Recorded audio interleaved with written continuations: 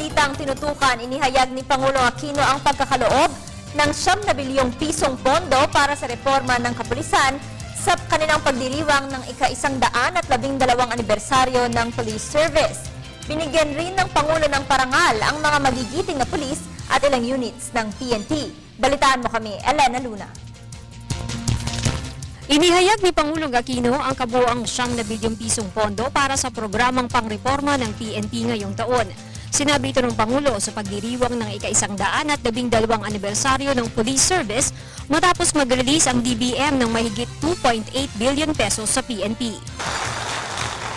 Yung shortcut po, saan pupunta yan? Dito sa move, shoot, and communicate o yung pag-increase ng inyong abilidad.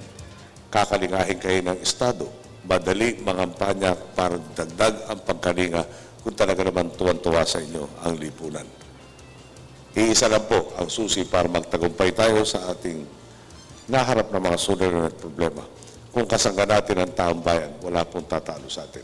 Kaya po, pag-isipan natin, kada araw na tayo alalabas sa magtatrabaho para sa taong bayan ito, kasama ang taong bayan, at sila nga ang susi na ating tagumpay.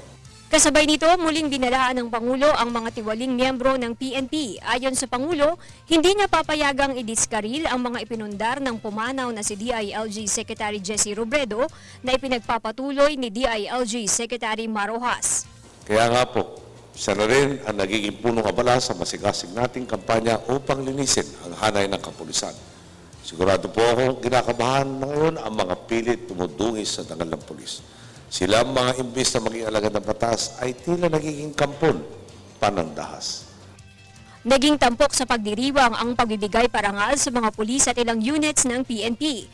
Ginawaran ng Plaque of Recognition for Outstanding Achievement in the Field of Police Operations si Chief Superintendent Marcelo Garbo Jr. sa pagtatayo niya ng 40 Tourist Assistance Center sa Region 7. Tumanggap naman ng Plaque of Recognition for Outstanding Achievement in the Field of Police Operations si Police Officer 2 Webster Liwag. Bahagi siya ng grupong nagbigay daan sa pag-aresto kay Rodriguez ng Dominguez Carnapi Group noong Mayo ng 2012. Kasabay ng operasyon na kumpiska rin nila ang ilang baril at granada, shabu at 3 kotseng na karnap. Hindi rin sila nadaan sa suhol. Tahasan nilang tinanggihan ang 3 bilyong piso na sinubok ipalit sa pagpalaya sa mga sospek. Pinarangalan din ng Pangulo ang ginawa ng Batangas Police Region Office sa pagkakaroon ng pinakamaraming nakumpiskang baril noong eleksyon ng Mayo. Kinilala rin ni Pangulong Aquino ang pagsisikap ng Police Regional Office 9. Sa isang enkwentro, natugis ng kanilang grupo ang 5 membro ng Abu Sayyaf, kasabay ng pagligtas sa nakidnap na Chinese national na si Yuan Kailin. At hindi lamang po nila naisalba ang buhay ng biktima, nasabat din nila ang ilang armas, kagamitan at dokumento mula sa grupong ito. Para sa Telebisyon ng Bayan, Elena Luna.